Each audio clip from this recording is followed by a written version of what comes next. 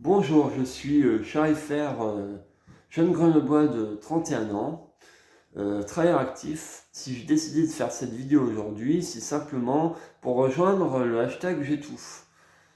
Euh, En 2020, au début du confinement, j'ai pas compris pourquoi le gouvernement déconseillait de porter le masque et avait interdit sa commercialisation. Euh, Ils expliquaient qu'on ne saurait pas le porter, que nous ne serions que des gueux. Et puis le deuxième argument qu'ils avaient, c'était que simplement, il n'y en avait pas assez pour les soignants. Mais la réalité était simplement qu'ils n'en avaient pas en stock, qu'ils n'en avaient pas fait des stocks et tout. En été 2020, suite à l'obligation du port obligatoire de celui-ci, j'ai enfin compris. Bon, j'avais déjà compris avec le confinement, avec le reste, mais j'avais enfin compris qu'en fait, ils nous enfumaient, qu'ils nous prenaient pour des cons. Donc, ce que j'ai décidé de faire, c'est de ne plus le porter. Parce que moi, quand on m'oblige à faire quelque chose, et qu'en plus avant on m'avait dit de ne surtout pas le faire, bah voilà, il faut à un moment dire les choses. Et j'ai compris ce qui se passait, je me suis réveillé. J'ai eu la chance d'avoir un médecin traitant, qui depuis est parti à la retraite, qui m'a fait une contre-indication du port du masque, dû à des problèmes de santé, dont mon autisme Asperger. Pour moi, c'est inconcevable, c'est pas possible de porter le masque.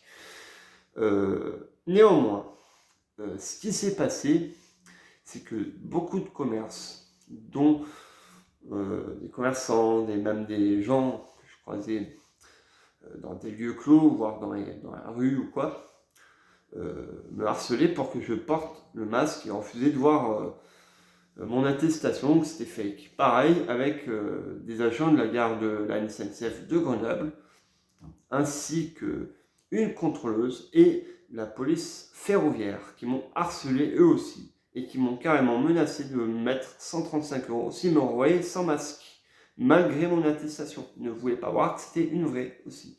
Heureusement, le collectif Gros Live pour la liberté et la vérité sur le Covid ont fait une lettre pour expliquer qu'à la SNCF, c'était pas normal ce qu'ils faisaient, que c'était illégal, qu'ils n'avaient pas le droit d'imposer à quelqu'un de porter le masque s'il avait une attestation, une contre-indication. Voilà, j'ai fait ça. Et le harcèlement a continué malgré tout. Et jusqu'en 2021, ils se sont lassés, je crois. Du moins, je l'espère. J'ai vécu des choses très difficiles avec le confinement, avec toutes les mesures, avec le port du masque, ça a été très dur. J'ai vécu des choses très compliquées dans ma vie. Il y a eu des changements. J'ai perdu des amis. Euh, j'ai été harcelé, menacé. Bref. Et puis j'ai été aussi dépressif. Ça m'a fait beaucoup de choses sur moi. Voilà. J'ai même dû renoncer à la salle de sport. Voilà, le confinement, ça a été très dur. Et en fait, j'aimerais vous faire passer un message, la jeunesse. Le gouvernement, la Macronie nous a volé notre jeunesse. Maintenant, il serait peut-être temps de se bouger, de reprendre notre vie d'avant, nos libertés, de gré ou de force, quitte à être dans l'illégalité, quitte à se faire mal voir, parce que maintenant, ça suffit, leur connerie. Je ne suis pas anti-vax, je suis pour la liberté vaccinale, et je suis contre toutes les mesures sanitaires. Donc j'appelle la jeunesse solennellement à vous révolter, à vous éveiller et à reprendre vos libertés. Voilà, on ne nous vole pas notre jeunesse, ni oubli, ni pardon. Et merci encore de partager ce live, cette vidéo même, de partager le hashtag j'étouffe, le hashtag j'étouffe. Et je vais essayer de terminer sur une petite note positive.